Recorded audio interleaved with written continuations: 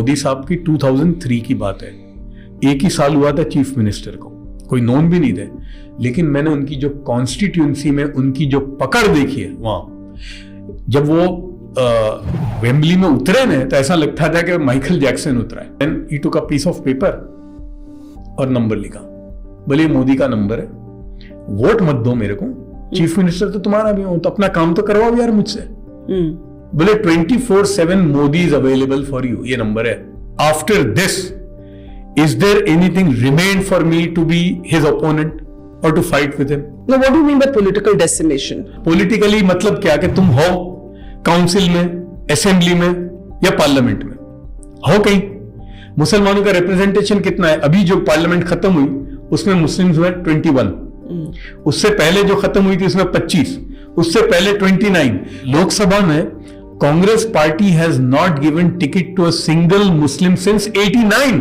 My message to the Muslim community is that don't become political football for anybody, don't make issues, there are enough people to hijack your issues and we have seen what happened in Shaheen Bagh. You were there, कंधा आपका, लोगों ने अपना काम किया, तुम्हारे लोग jail में हैं, और आज जो जेल में उनको कोई पूछने वाला भी नहीं है।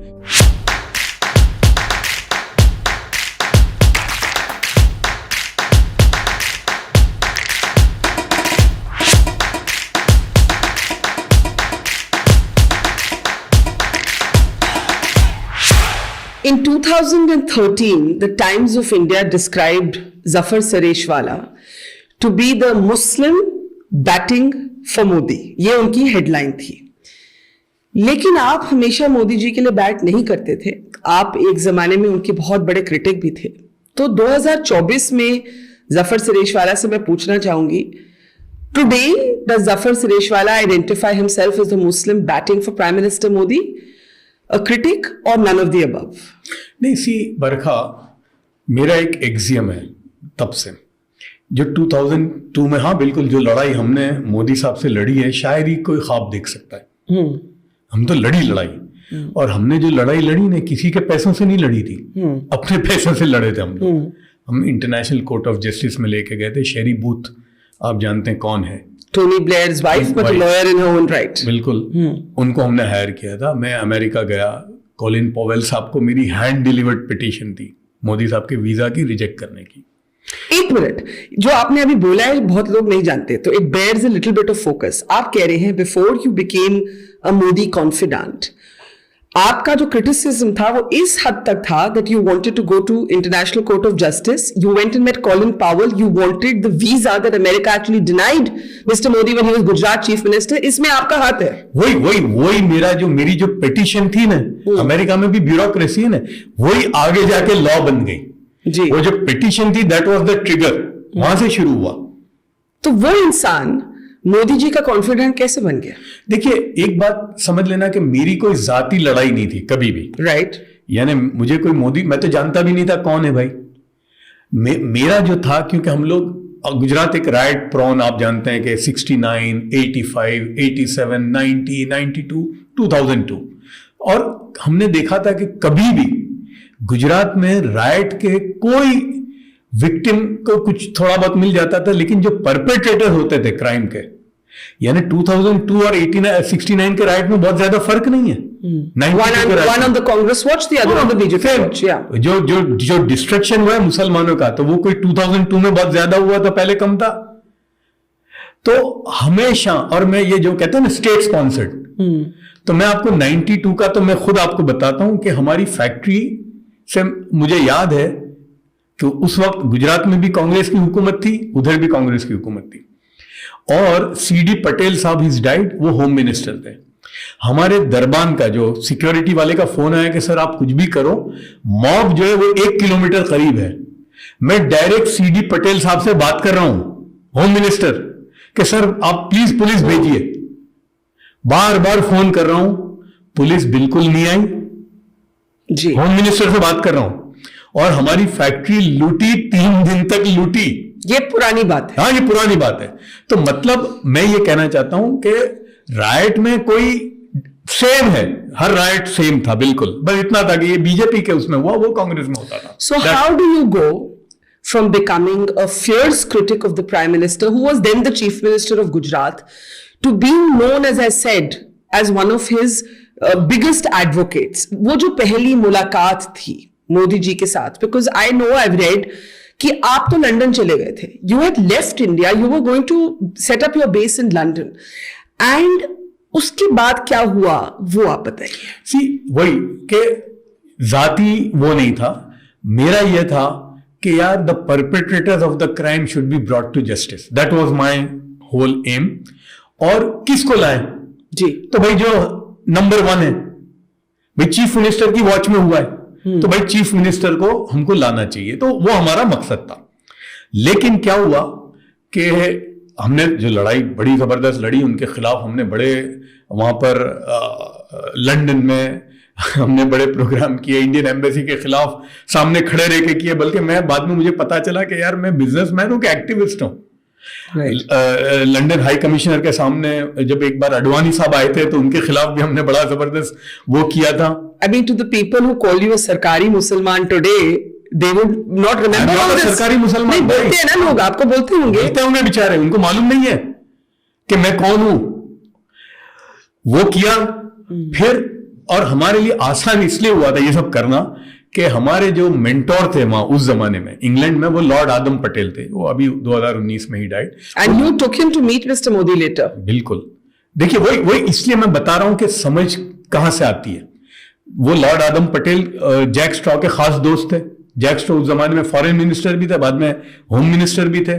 तो उसकी वजह से हमको ये एक्सेस मिला था वहां जी. और लड़ाई लड़ रहे थे, सब कुछ चल रहा था. लेकिन जब राइट खत्म हो गया उसके बाद आप जानती हैं कि 2/3 मेजोरिटी से मोदी साहब जीत के आ गए. और you have covered rights. Right इतना खतरनाक नहीं होता उस वक्त. तो ठीक है भाई, 200 मुसलमान मर गए, 300 दुकानें जल गई, ठीक है, कम से कम कुछ नहीं मिलता तो सुर्खी में भी रहता है आदमी. लेकिन एक बहुत बड़ा तबका है बरखा कि राइट में कुछ भी नहीं हुआ, उसको वो बर्बाद हो जाता है. जैसे एक रिक्शा वाला है, उसकी ना रिक्शा जली है ना घर में कुछ हुआ है, लेकिन कर्फ्यू है 200 दिन का. सो इकोनॉमिक लाइवलीहुड, इकोनॉमिक लाइवलीहुड में जो तबाह होता है ना, जो हमारी निगाह में तो वो विक्टिम में नहीं है जी. लेकिन तो उसमें क्या हुआ यहां कि पहले जितने राइट होते थे वो कांग्रेस की हुकूमत में होते थे, हुए थे. कांग्रेस की हुकूमत थी इधर भी उधर भी, दिल्ली में भी. तो भाई आफ्टर मथ ऑफ राइट मतलब मुसलमानों का भाई रोजमर्रा की जिंदगी है, उनकी स्कूल है, हॉस्पिटल है, बिजनेसेस हैं, कंपनसेशन है, मतलब 50 चीजें होती हैं. तो आप बगैर गवर्नमेंट के तो कर नहीं सकते. तो पहले कोई मुसलमान एमपी होता था, मिनिस्टर होता था, या कुछ ना कुछ वर्कर होता था. ये पहली बार ऐसा हुआ कि गुजरात में एक मुसलमान ऐसा नहीं था जिसकी रसाई गांधीनगर में हो. So no access to government. No access, क्योंकि ना मुसलमान एमपी है, ना मुसलमान एमएलए, ना मिनिस्टर है, ना बीजेपी पार्टी में कोई मुसलमान है. तो जब ये पता चला यानी 2003 जून में वहां के लोगों को कि भाई मोदी साहब इंग्लैंड जा रहे हैं वाइब्रेंट गुजरात की समिट के लिए, जो पहली समिट वो करने वाले थे, तो मुझे अहमदाबाद से फोन आने लगे लोगों के, जो समझदार पढ़े लिखे लोगों के, जो जानते हैं कि मैं लड़ाई भी लड़ रहा हूं. Members of the Muslim community. Yes, कि यार जफर भाई ये मोदी साहब आ रहे हैं वहां, तुम कुछ भी करो और उनसे मिलो. तो मैंने कहा यार मैं कैसे मिल सकता हूं, वो मुझसे क्यों मिलेंगे, मैं तो लड़ाई लड़ रहा हूं.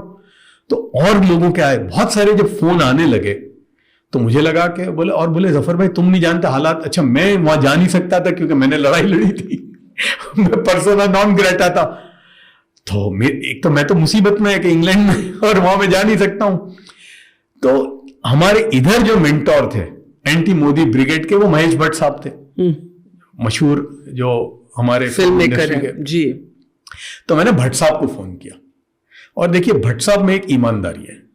मैंने कहा यार भट्ट साहब ये लोगों के, अच्छा वो बल्कि लोग बहुत अलमबरदारी करते हैं ना मुसलमानों की, बोलना सो जाओ. अगर राइट में कौन लोग आए मालूम है मुसलमानों के लिए? सिर्फ 4 लोग आए थे सबसे तीसरे ही दिन. महेश भट्ट, मजीद मेमन, राज बब्बर एंड अमर सिंह. जो राइट, ये 4 लोग तीसरे दिन पहुंच गए थे. वरना कोई ये सब अभी जो ले रहे हैं ना मुसलमानों की जो अपना बना के, ये कोई नहीं आया था, ये आए थे.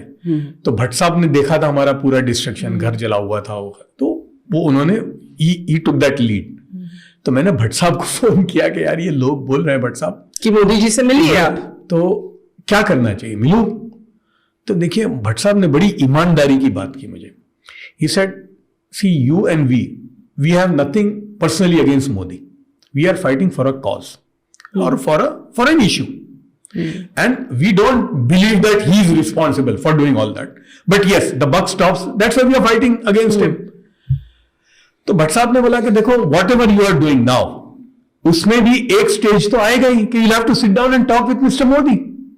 So, okay, there's no harm in exercising that option now.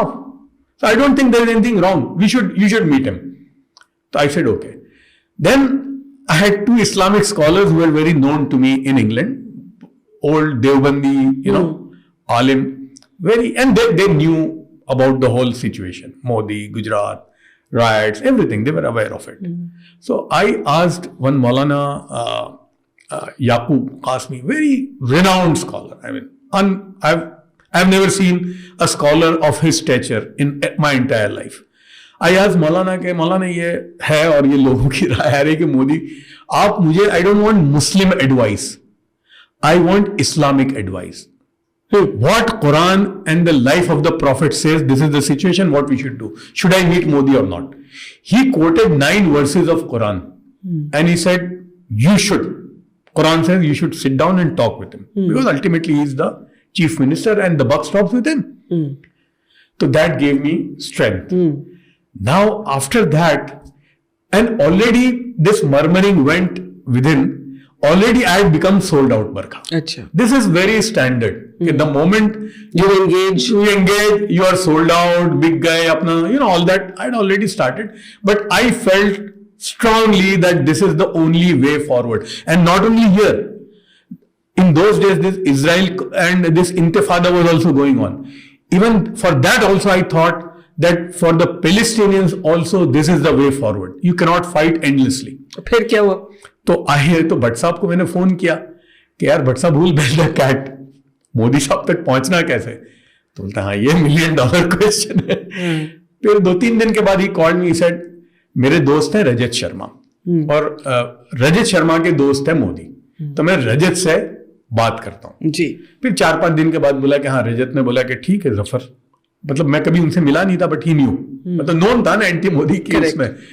तो बोले उसको कहो कि मेल लिखे। तो मैंने एक मोदी साहब को एक पहला रिक्वेस्ट मेल लिखा और उसमें मैंने यही लिखा था कि ठीक है जो हमने किया है वो अपनी जगह पर है, You didn't take it back. No, लेकिन आप हमारे भी चीफ मिनिस्टर हैं और हम आपसे नहीं बात करें तो किससे बात करेंगे, क्योंकि आप जीत के आए हो जी, तो हम चाहते हैं आपके साथ बात करना, यही जी। तो ये मेल गया, फिर बैक एंड फोर्थ, और बाद में मुझे पता चला, बाद में जो हमारे गुजरात के चीफ सेक्रेटरी बने तो कहते थे कि मोदी साहब को एक एडवाइस मैं भी देने वाला था कि मत मिलना, ये बहुत डेंजरस आदमी।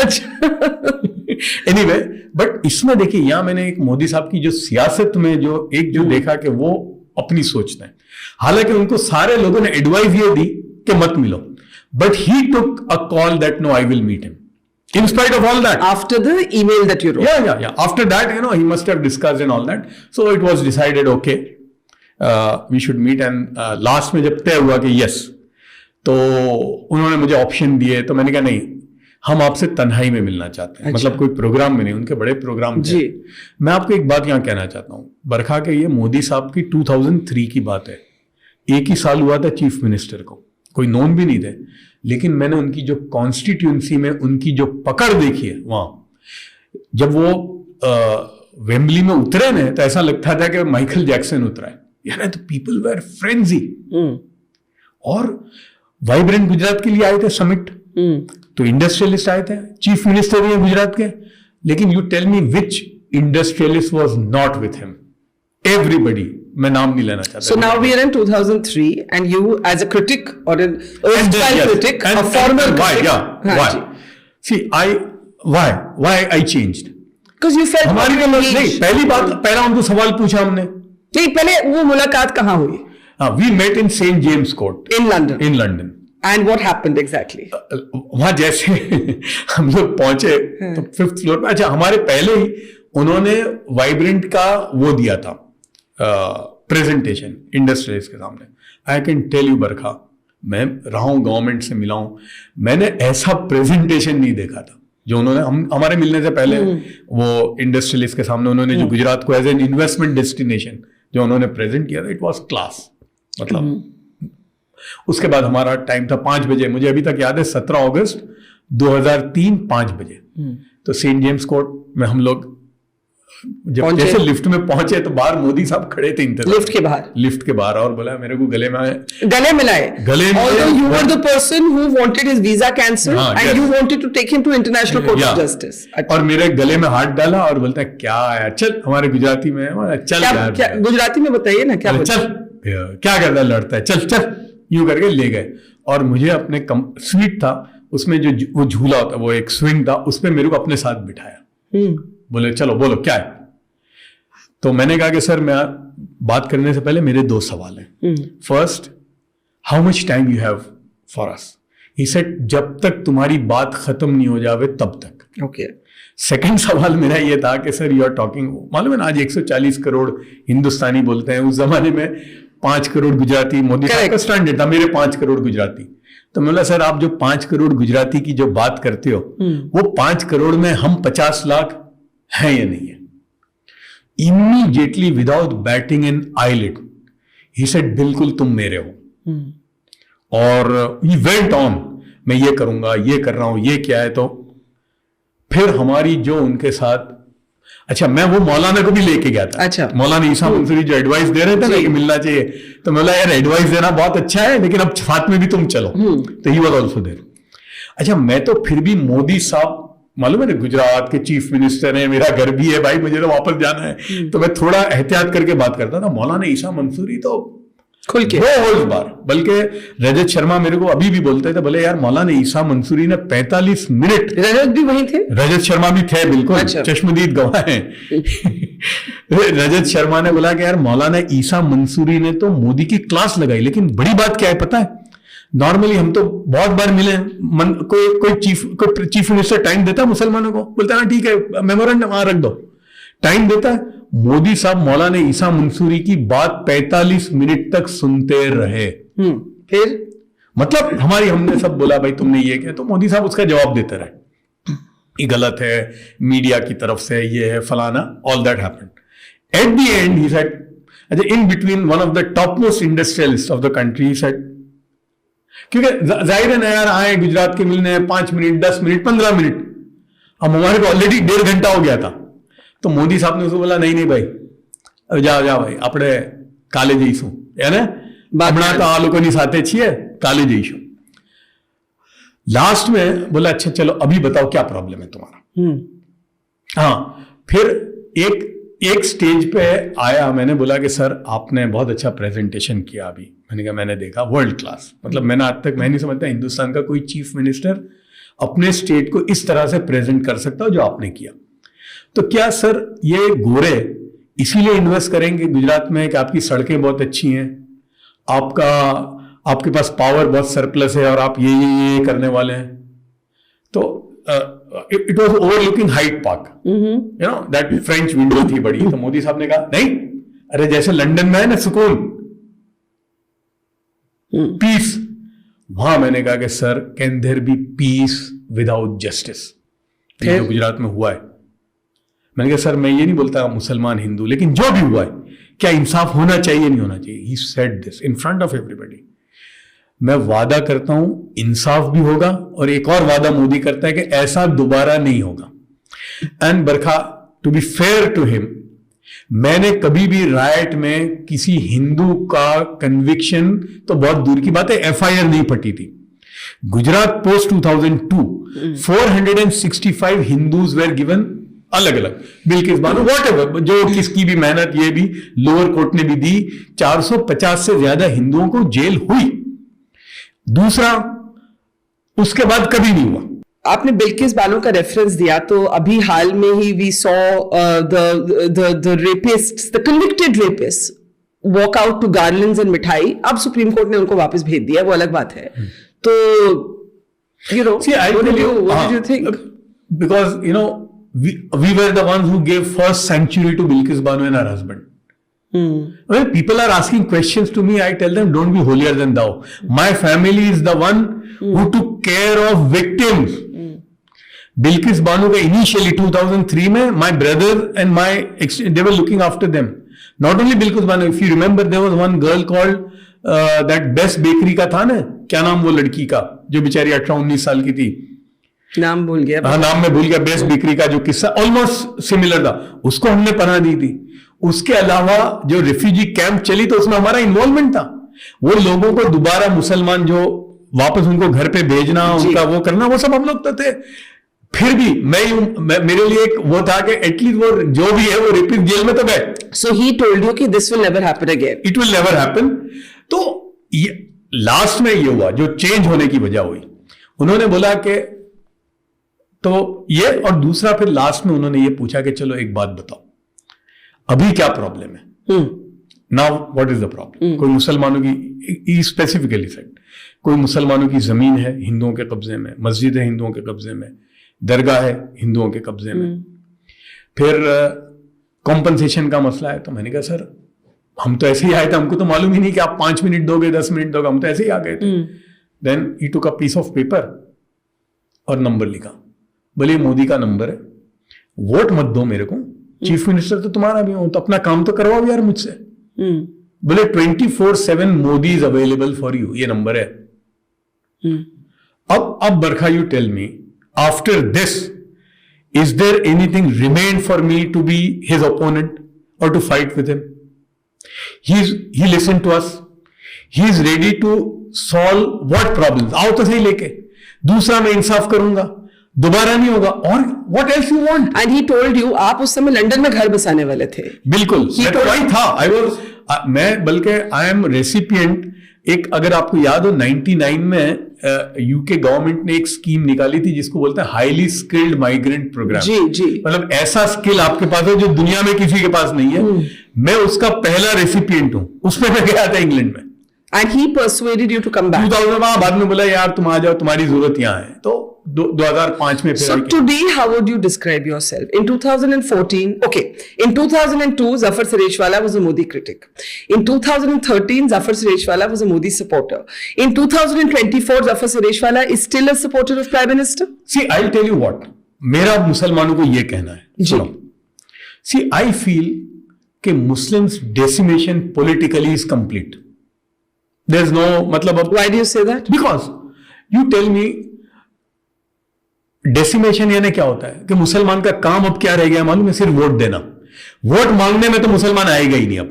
No, what do you mean by political decimation? Please explain. अब आप देखिए ना, और ये आजकल नहीं हुआ है, it has started from. But what do you mean by it? आपका मीनिंग क्या है? मुसलमान पॉलिटिकली मतलब क्या कि तुम हो काउंसिल में, असेंबली में या पार्लियामेंट में, हो कहीं। मुसलमानों का रिप्रेजेंटेशन कितना है? अभी जो पार्लियामेंट खत्म हुई उसमें मुस्लिम्स हुए 21, उससे पहले जो खत्म हुई थी उसमें 25, उससे पहले 29। तो आप देखें ना, सीरीज खत्म होती चली जा रही है। और बीजेपी की तो अभी बात ही नहीं करते अपने, I am not even talking about BJP. जिन लोगों को मुसलमानों का 85 से 90% वोट मिलता है, वो भी मुसलमानों को क्या बोलते हैं? हमको तुम नहीं चाहिए, तुम्हारे वोट दे दो हमको।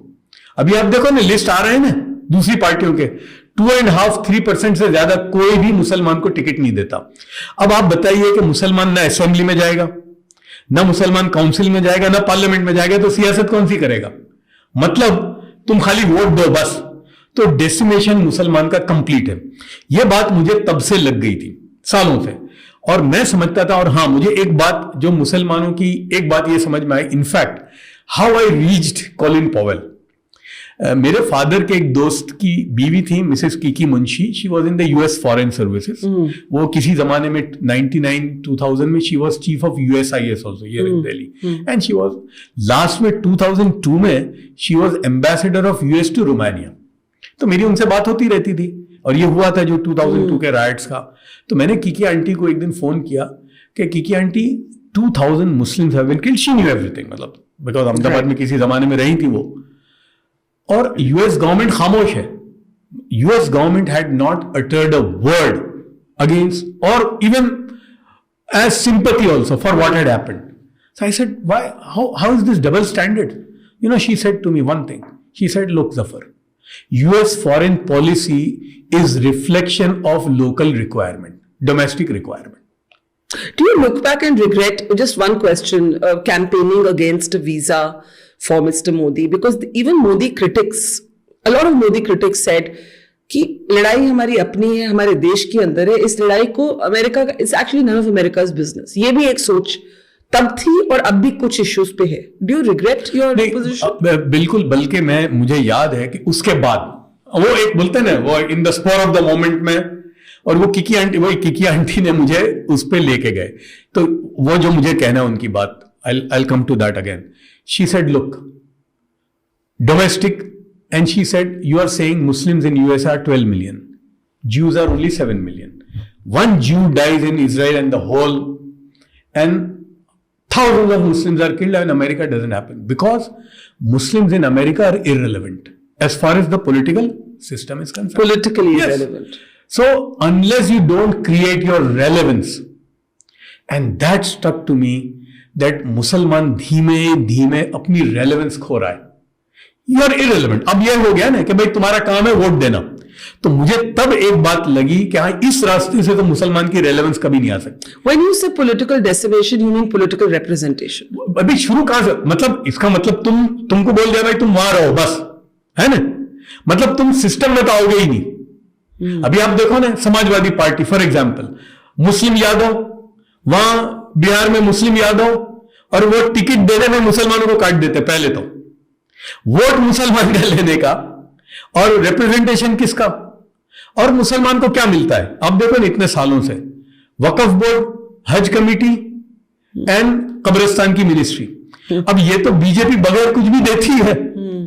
तो मैं ये कहता हूं कि मुसलमानों का वहां से तो पत्ता कट गया, अभी भी एक रास्ता बाकी है, और वो मैं इसलिए कहता हूं कि एजुकेशन के रास्ते से, जिस तरह से यहूदियों ने, ज्यूज ने अपनी रेलेवेंस क्यों बनाई। भाई क्या खूबी, you have been to US, मैं भी रहा हूं, अमेरिका में रहा हूं, यूरोप में रहा हूं, इंग्लैंड में, मैंने एक बात देखी उनके अंदर कि वो रेलेवेंट क्यों है। कौन सी फील्ड ऐसी है कि जिसमें आपको ज्यू नहीं मिलेगा, उसने मेहनत की है और अपने आप को रेलेवेंट बनाया। तो मैं समझता हूं मुसलमान का भी रेलेवेंस इस, from Shahrukh Khan to Sarfaraz, from cinema to cricket to the Indian Army, in every field I can think of an Indian Muslim, Abdul Kalam. I can think from science, cinema, cricket, the military, academia. मुझे हर profession में मैं आपको एक Indian Muslim icon का नाम दे सकती हूँ। तो आप क्यों कहते हैं कि Muslim community has not made it self relevant? क्यों कहते हैं? Politically explain that. क्योंकि पॉलिटिकल पार्टी जो है, अब जो भी बोलो, तो मैं आपको गुजरात की एग्जांपल देता हूं। गुजरात में टिल 86 आई रिमेंबर, मैं तो यूनिवर्सिटी में तब था, लेकिन इतना सियासत का अंदाज था कि 18-19 मुसलमान एमएलए हुआ करते थे, ठीक है, और कम से कम 2 MP 3 MP होते थे, लोकसभा में 1-2 होते थे और राज्यसभा में होते थे, ठीक है। अभी बीजेपी की ना मैं बात ही नहीं कर रहा हूं, वो कांग्रेस पार्टी जो 19 या 20 मुसलमानों को टिकट देती थी, उसने कम करते करते, मालूम है, अभी लास्ट जो इलेक्शन हुआ सिर्फ 2 मुसलमानों को टिकट दी थी। बीजेपी एक भी नहीं देती, तुम 2 देते हो। एंड यू नो, लोकसभा में Congress party has not given ticket to a single Muslim since 89 से एक भी मुसलमान को टिकट नहीं दी कांग्रेस पार्टी ने। To contest, to run for Lok Sabha. हाँ, वही। तो आप मुझे बताइए कि 2 मुसलमान, Are you sure about this? बिल्कुल, you can count on. Ahmed Patel was last. Ahmed Patel, वो एक इमरान, क्या नाम था उनका, मसूद या क्या नाम था? वो इमरान मसूद तो सहारनपुर का है। हाँ। एहसान जाफरी 78 में मिली थी उनको, और 81 में, बस 89 से किसी मुसलमान को, 89 के बाद से, 89 में लास्ट अहमद पटेल को अकेलों को दी थी। लोकसभा, ये एमएलए 19-20 मुसलमान जीत के आते थे, 17-18 होते थे। अब उन्होंने 2 कर दिए। कितने? लास्ट इलेक्शन में 2, उससे पहले के इलेक्शन में 3। तो आप मुझे बताइए कि पॉलिटिकल डेसिमेशन नहीं है तो क्या है? ये तो यहां का है, Gujarat. Take UP. Okay, you are talking about Gujarat, not about parliament. Parliament में भी तो यही आपने कहा 89 से, जस्ट क्लैरिफाई दिस पॉइंट। 89 में पार्लियामेंट की seat, Lok Sabha offer from Gujarat. हाँ, ओके, मैं वही बोलना चाहता हूं। And now you extrapolate everywhere. Take Maharashtra के इलेक्शन में ये जो पार्टियां सो कॉल्ड सेक्युलर, एक आध मुसलमान को देगी, तो मतलब होगा क्या मालूम है? कि you have rubber stamp Muslims, like अ सलमान खुर्शीद और गुलाम नबी आजाद, जो रबर स्टैंप है, वो अपने लिए है, मैं इनको कभी भी मुसलमानों का कुछ समझता ही नहीं हूं, वो अपने लिए हैं तो वो रहेंगे। एक दो बोलते हैं ना, हर पार्टी में एक अमर सिंह होता है ना, तो ऐसे एक समाजवादी पार्टी का आजम खान, उधर वो बीएसपी का वो कोई सिद्दीकी कौन था वो एक थे जो बाद में कांग्रेस में आ गए। तो हर पार्टी का एक रबर स्टैंप है बस। तो मैं बोलता हूं नहीं चाहिए, ले जाओ ये भी। और मुसलमान जो है वो अब उसको दूसरे रास्ते से आपने सारी पार्टीज नेम की, BJP, Samajwadi, BSP, Congress, BJP में आज के दिन देयर इज नो, पता नहीं क्या होगा in these elections eight the end of 2024, but by the time the 2019 Lok Sabha ended, there was not a single Muslim member of parliament in Lok Sabha. I take your point कि बाकी parties tokenism कर रही है, that is your argument. नहीं सुने, बहुत फर्क है। बाकी वो पार्टियां हैं जो 85% वोट लेके जाती है मेरा। यार कमाल है, वोट मेरे लेके जाते हो और देने के टाइम पर मुझे साइड में रखते हो। BJP, I tell you now one more thing, one very senior BJP leader, the top most, he told me once around 2014, two things he told me. He said, Zafar भाई, ये मैंने उनके सामने बात रखी, तो उन्होंने बोला कि यार बीजेपी से तो मैं जो टिकट दूंगा तो बीजेपी का जो मेंबर है मुसलमान उसको ही दूंगा। बोले मुझे एक काम करो, तुम बीजेपी में जो मुसलमान है उसमें 2 मुसलमान बता दो और 2 कॉन्स्टिट्यूएंसी बता दो जहां बीजेपी का मुस्लिम कैंडिडेट जीत सकता है। बोले अभी देता हूं मैं। देन ही सेड, बोले प्रॉब्लम क्या है मालूम है मुसलमानों का, कि जो सेक्युलर पार्टियां हैं, जो so called Congress and all of them, ये तुम्हारा काम कभी भी नहीं करेंगी, क्योंकि उनको मालूम है कि मुसलमान जाएगा कहां, आना तो हमको ही है वोट देने के लिए। और ये बात तो क्या, मैंने एक बहुत बड़े सेक्युलर लीडर को जब मुसलमानों ने जिताया और जब गए तो बोला बीजेपी हटाया ना हमने, जाओ। मतलब मुसलमान का काम क्या है, ये बोलते हैं ना कि हम बीजेपी को रोकेंगे, मतलब क्या मुसलमान का यही रह गया है? तो उन्होंने ये कहा कि ये सेक्युलर पार्टियां जो है ये आपका कभी भी इसलिए नहीं करेंगी कि मालूम है कि जाओगे कहां, वोट तो यही देने वाले हो। बीजेपी आपका इसलिए नहीं करती कि बीजेपी को मालूम है तुम वोट ही नहीं दोगे।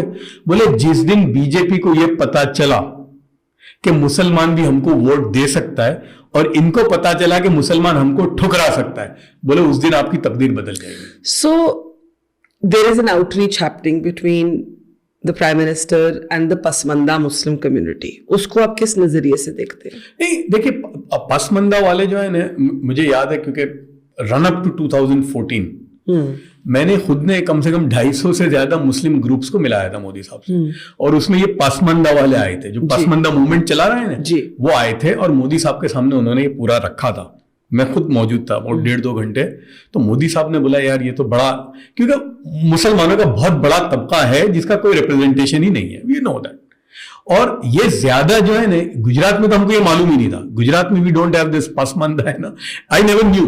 ये तो बिहार और यूपी में जब गए तो पता चला कि और कास्टिज्म इतना है, करेक्ट, हिंदुओं में भी और मुस्लिम में भी। ये मैंने वहां वरना till then I didn't no.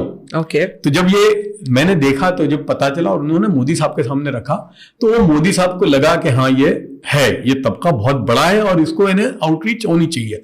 तो एटलीस्ट हाँ मैंने देखा कि अभी उन्होंने जहां भी टिकटें दी है, मतलब असेंबली नहीं, जो पंचायत या वो लोकल इलेक्शन में बहुत बड़ी तादाद में उनके लोग, और वो they belong to that segment.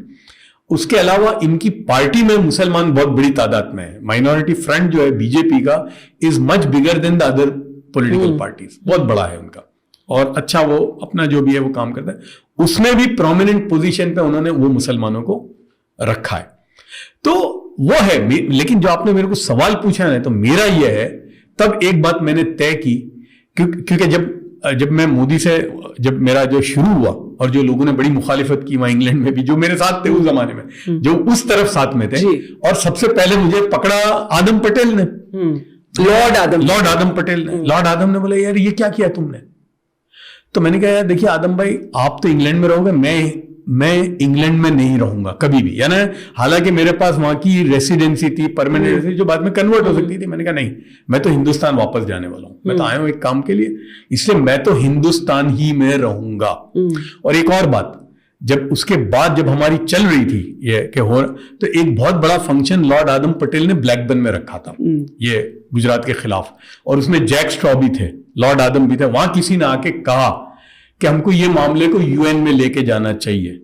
मैं वहां खड़ा हुआ और मैंने कहा नहीं, बिल्कुल यूएन में नहीं, हमने ये गलती की जो भी, लेकिन मैं इसको, ये मोदी से लड़ाई मेरी है और हम मोदी के साथ बैठ कर निपटाएंगे।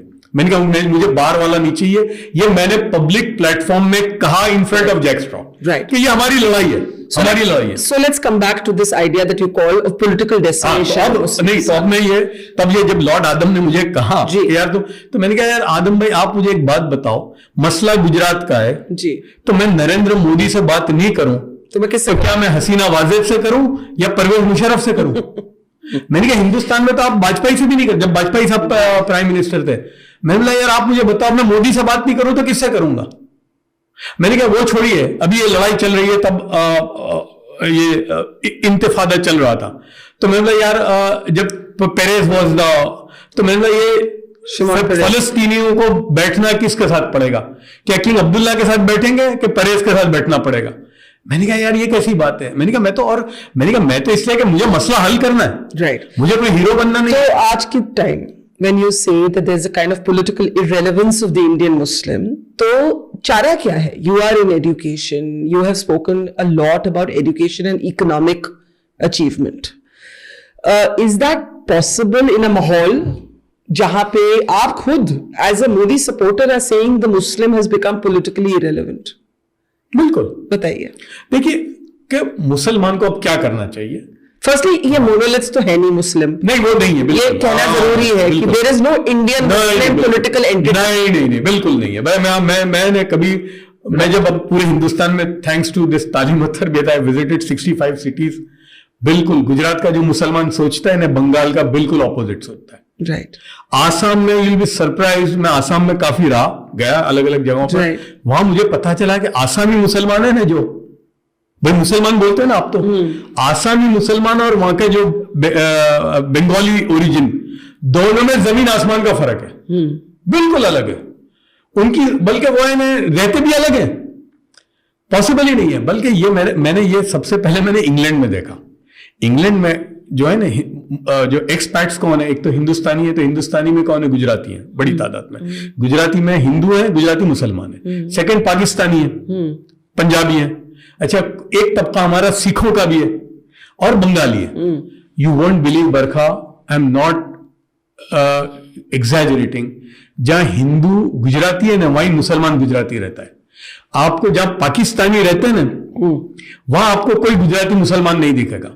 You take Southall, airport से जैसे बाहर निकलते वो प्रीडोमिनेंटली पंजाबी, तो वहां कौन है मालूम है? वहां पाकिस्तानी मुसलमान है और सिख रहते हैं साथ में, वहां एक गुजराती नहीं मिलेगा। तो रिलीजन ठीक है, लेकिन उसके बाद तो कल्चर, लैंग्वेज वो बहुत बड़ा फैक्टर है, और वो मैंने पूरे हिंदुस्तान में है, तो इसलिए मोनोलिथ तो है ही नहीं मुसलमान, उसकी सोच बिल्कुल अलग है। But coming to what Muslim should do, I think see Muslim should see vote जिसको देना है दो, डोंट बोलते हैं ना, वो जो एक फायरिंग रेंज में दर देते हैं मुसलमानों को, कि जैसे बीजेपी को हराने का ठेका तो मुसलमान ने लिया है, भाई क्यों लेते हो तुम? मैं अभी एक जगह पे था, तालीम और तरबियत का प्रोग्राम कर रहा था इलाहाबाद में, तो वहां लोग आए, मैमला भाई क्या कांग्रेस पार्टी ने, समाजवादी पार्टी ने 5,000 करोड़ दिए तुमको? यार मुफ्त में क्यों कंधे देते हो सबको? अरे भाई ये लड़ाई उनकी है, वो लड़े, ये समाजवादी की बीजेपी के सामने, कांग्रेस की उनके सामने, तुम क्यों आते हो बीच में? ये अच्छा है कि मुफ्त में कंधे देते हो, ये कंधे देना बंद करो, जो आए आए।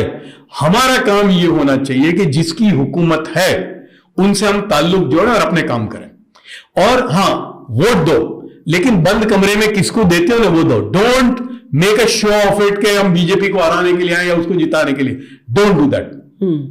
दो, it is your fundamental right, but keep quiet, don't come in the firing range. But let's talk a little bit about some flashpoint issues. नमाज इन पब्लिक स्पेसेस, ये एक फ्लैश पॉइंट इशू है। हाल ही में भी saw horrible video of a policeman kicking a man who was offering prayers. Uniform civil code पे debate चल रही है। Ayodhya was resolved by the supreme court, अब Gyanvapi is in court, Mathura is in court.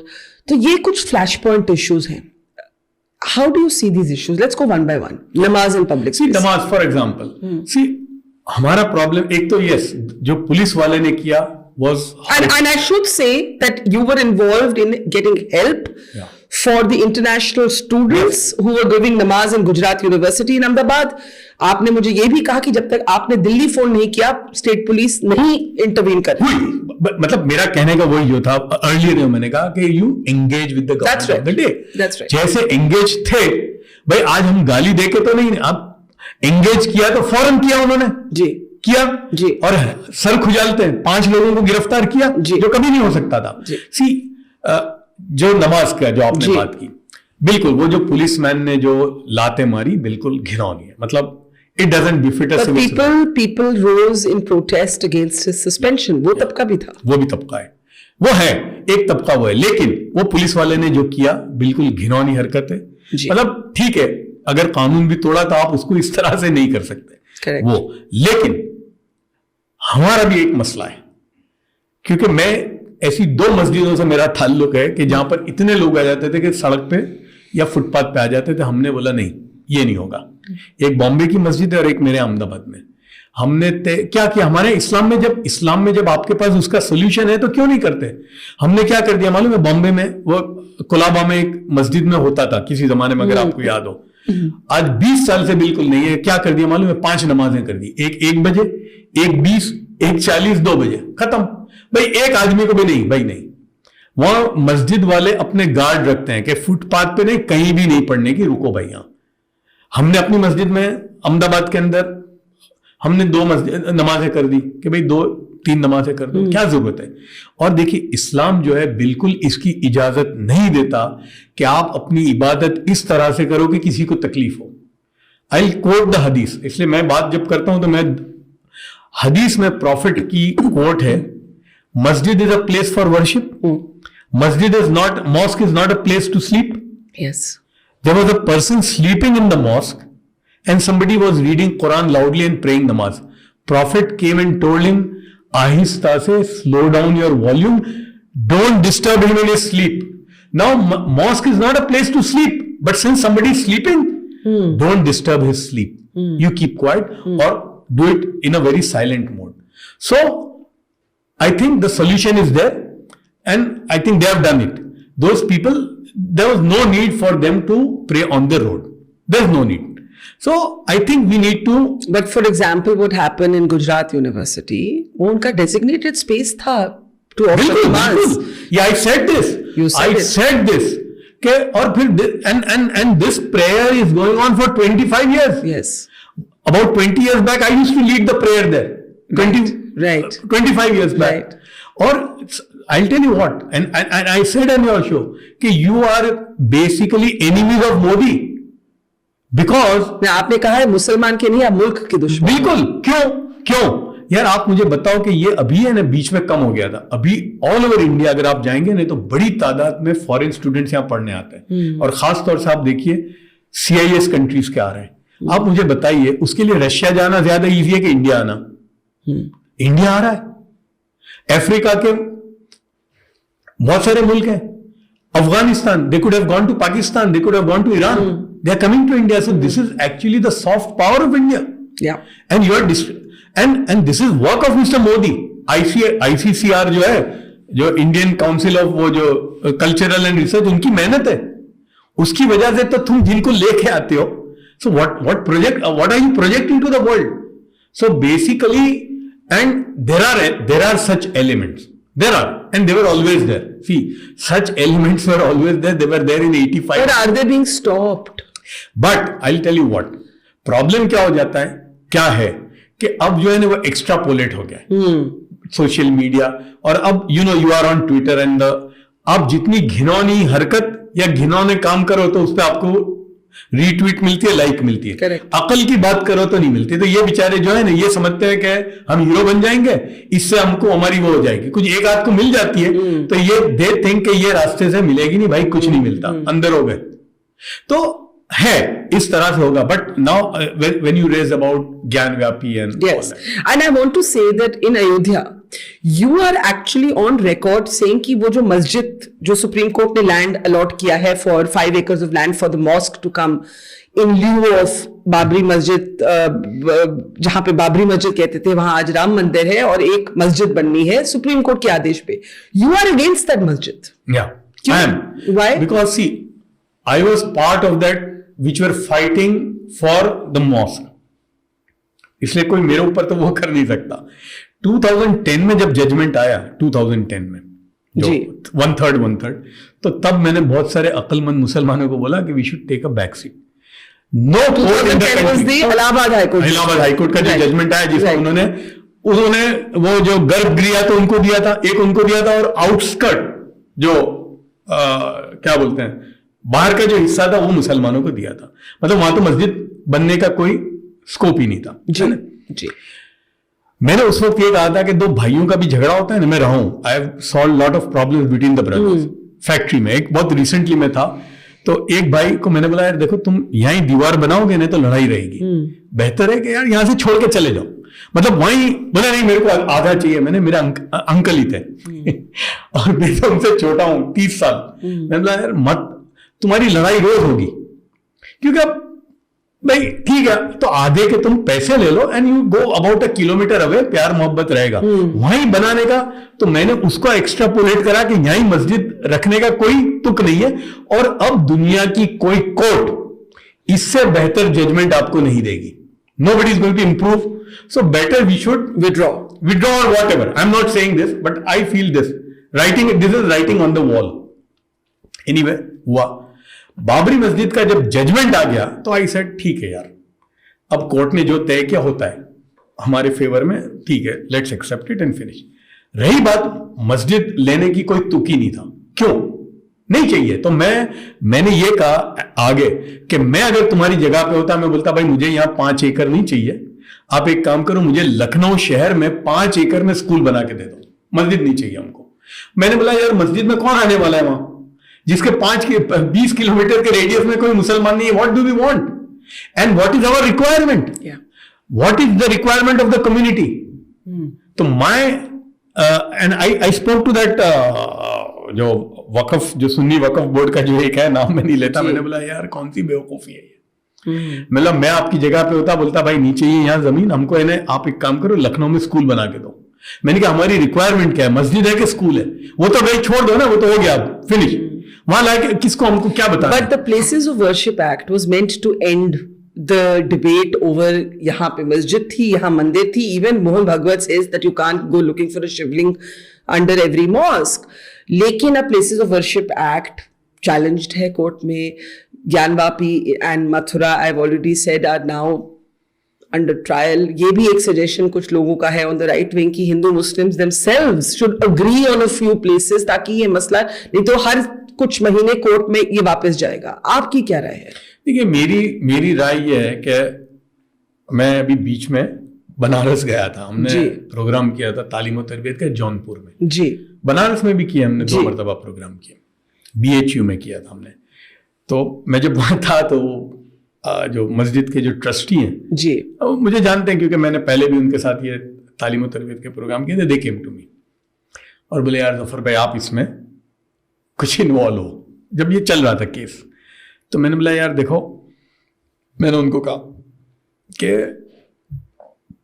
मेरे नजदीक ठीक है ये इसको है ना सिर्फ आप लीगल इश्यू बना के रखो, बस इसको हिंदुस्तान के मुसलमानों का मसला मत बनाओ.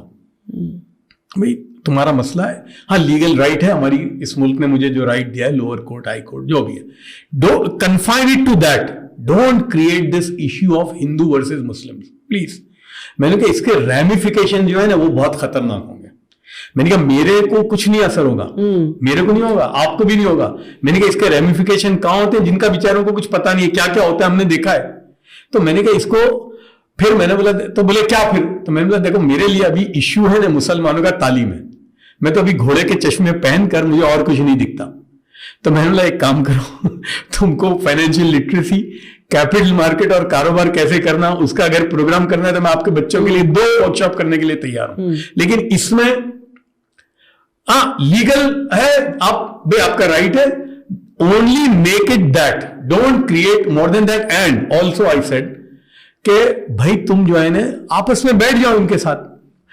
और तय करो, क्योंकि Would you prefer a mediation? हम आपस में बैठ के Right. क्योंकि और फिर मैंने कहा देखो जो मीडिएशन जो होता है ना, या जो भी आपस में जो बोलते हैं ना, हम एक वो करते हैं आउट ऑफ कोर्ट सेटलमेंट, जी, वो हमेशा स्टेटेड पोजीशन पे नहीं होता, there is some give and take. Yeah. तो ठीक है, इसको इन्हें, और मेरे नजदीक ये बहुत बड़ा इश्यू नहीं है। मेरे नजदीक अभी इश्यू है कि मुसलमान तालीम याफ्ता हो जाए, हाईली एजुकेटेड हो जाए, वो उसका रिप्रेजेंटेशन आए। वो जिस दिन हुआ तो मैं समझता हूं everything else will fall in place. तालीम की बात करें तो उस पे भी we have not been without debate over the hijab, for example in Karnataka. अब बीजेपी की सरकार की कोई और पॉलिसी थी, अब कांग्रेस की प्रदेश की सरकार है, they have another policy. As a feminist I have a very complex set of issues when it comes to women and religion, but main issue should be education, right? I mean, may not agree with any religious orthodoxy which has one set of rules for women and one set of rules for men, but I want girls to be educated. ये जो issue है, आप तालीम में है, इसको आप किस नजरिए से देखते हैं? सुनिए, इट वॉज, ये जब कर्नाटक का जब हुआ, वो स्कूल, एक स्कूल में हुआ था ना जी, और वो स्कूल गर्ल्स स्कूल थी जहां ये हुआ था, ठीक है। तो आई somehow got the number of one of the parents. I called them and I told them that देखो, इसको है ना बहुत बड़ा मसला मत बनाओ, don't create this as an issue. आप स्कूल के लेवल पे इसको सेटल करो, स्कूल के लेवल पे। I'll tell you about myself because charity begins at home. मैं इसलिए बोल सकता हूँ कि मेरे साथ हुआ। मैं जब इंग्लैंड से वापस आया तो मेरे बच्चे तो GCSE और वो उसमें थे, O लेवल्स में। तो बॉम्बे में एक ही स्कूल थी, पोदार इंटरनेशनल स्कूल, वहां मेरे तीनों बच्चों का एडमिशन मिल गया। मेरी डॉटर जो थी 2005-6 में, शी वॉज इन ईयर 10।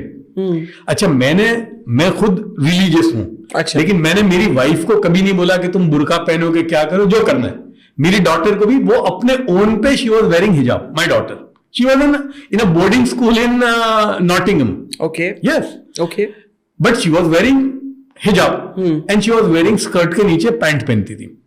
तो यहाँ एडमिशन जब हो गया तीनों बच्चों का, तो बाद में मैंने तो बोला कि भाई वो हिजाब, तो वो जो उनके जो चीफ कोऑर्डिनेटर थे बोले नहीं ये तो नहीं हो सकता, यहाँ हिजाब इज नॉट अलाउड और स्कर्ट इज कंपलसरी। तो मैंने बोला क्यों? तो बोले नहीं, ये अगर आपको करना है तो you have to talk to the management. तो पोदार फैमिली चलाती थी, स्कूल चलाती है।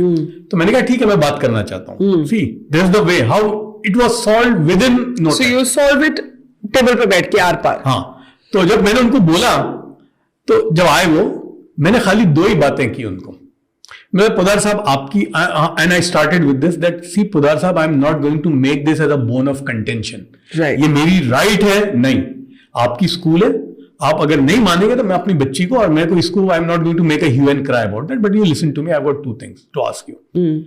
हो सकता है आपके नजदीक ये हिजाब और पैंट पहनना is an exaggeration, you know, right. तो मैं बोला इस एग्जैजरेशन से तो आपको प्रॉब्लम है, लेकिन एक एग्जैजरेशन है कि जहां औरत के सारे कपड़े उतार दिए, वो भी तो है ना। तो उससे आप, वो तो है ना कि नहीं सुनिए, वो उसमें हम थोड़ी और बहस करेंगे, बिकॉज़ मुझे लगता है कि औरतों को हाइपर सेक्सुअलाइजेशन आप, मैंने खाली इतना ही बोला ना, तो उन्होंने ये बोला अपने प्रिंसिपल से कि यार जफर साहब की बात में क्या गलती है। ही इमीडिएटली सेड, हाँ, बोले बिल्कुल हमको कोई प्रॉब्लम नहीं है। तो मैंने कहा कि देखो इसको यहां बनाओ, और हाँ, मैंने कहा देखो अगर तुम इसको मसला बनाओगे ना तो लोग हाईजैक करेंगे, राइट, उधर वो भी आएंगे और इधर वाले भी आएंगे और तुम तो साइड पे रह जाओगे जी। और वही हुआ, और यही चीज हमने गुजरात में की। अब मैं, I am coming to that. Gujarat में बीजेपी की हुकूमत है। आपको पता है जितने हिजाब वाली लड़कियां गुजरात में है ना, इतने शायद ही हिंदुस्तान के किसी शहर में होंगी। कभी आपने सुना है कि हिजाब का प्रॉब्लम है? बल्कि अभी 15 दिन पहले एक स्कूल के अंदर एसएससी एग्जाम में भरूच में, वो जो इन्विजिलेटर थी उसने हिजाब वाली लड़कियों को बाहर निकाला। Gujarat government suspended that lady कि when we have not prescribed anything, whatever she can wear or she may wear. तो बोलते हैं ना कई मर्तबा, you have to not let it happen as an issue, as a political issue. Don't try. Otherwise there are people this side and that side who want to, बोलते हैं ना अपनी रोटी सेकनी है, तवा गरम है. Don't let that happen. Okay, let's end with asking you that suppose tomorrow you had another 2.5 hours with the Prime Minister, you were sitting with him like you once sat in London. आज आप उनको क्या बोलना चाहेंगे? देखिए, मैं उनको जो पहले भी बोला था, तब भी बोला था, और ये वो नहीं, उसके बाद तो हमारी सीरीज होती रही, बातचीत होती रही, भी बन रहा है उनके बहुत सारे लोगों से। मैं अभी भी यही बोलूंगा उनसे कि, और जब मैंने बोला था कि, और वो सलीम साहब भी थे तब, एक चीज बोली थी सलीम खान ने, सलमान खान फादर ने, कि खुदा के वास्ते ये आप माइनॉरिटी अफेयर्स मिनिस्ट्री ने किसी मुसलमान को मत देना। अच्छा। हाँ, क्योंकि वो कुछ करेगा नहीं, तुम कोई कॉम्पिटेंट आदमी को देना। अच्छा। जो जैसे हज कमेटी फॉर एग्जाम्पल, मैं हमेशा बोलता हूँ यार, उसके लिए वक्फ बोर्ड में you don't need a Muslim, you need somebody who knows to manage assets. Haj committee में you need somebody who knows travel and tour. तो आप कोई हिंदू एक्सपर्ट हो ना, उसको रखो। फिर मैंने उनको एक हदीस भी सुनाई कि प्रॉफिट की हदीस है कि माहिरीन से मशवरा लो। ये नहीं कहा मुसलमान से लो, जो उस फील्ड का एक्सपर्ट हो। तो खुदा के वास्ते आप मुसलमान को नहीं, एक्सपर्ट को लाओ। तो मैं जो बोलता हूं, उनको तब बोला था, आज भी बोलूंगा कि भाई हमको एक्स्ट्रा कुछ नहीं चाहिए, कुछ नहीं चाहिए। You give us a level playing field and see that discrimination doesn't happen. That's all. And for the Muslim community, your message would be what? My message to the Muslim community is that don't become political football for anybody. Don't make issues. There are enough people to hijack your issues, and we have seen what happened in Shaheen Bagh. Yeah. You were there, कंधा आपका, लोगों ने अपना काम किया, तुम्हारे लोग jail में हैं, और आज जो जेल में उनको कोई पूछने वाला भी नहीं है। यही होगा। तो बार बार गलती मत करो, और गवर्नमेंट ऑफ द डे जो है उसके साथ you remain in dialogue. And second, create a process of dialogue with the non Muslims of the country. उनकी शादी ब्याह में जाना, उनकी मौत मैयत में जाना, भाई ठीक है, मजहब रिलीजन मेरा घर पे है, लेकिन उसके बाद हम हिंदुस्तानी है। तो create that atmosphere again. Zafar Sareshwala, I think आपको किताब लिखनी चाहिए, क्योंकि कहानियां आपके पास बहुत हैं, समय हमारे पास कम है, लेकिन बहुत मजा आया बातचीत करके। Thank you so much Zafar भाई। My pleasure.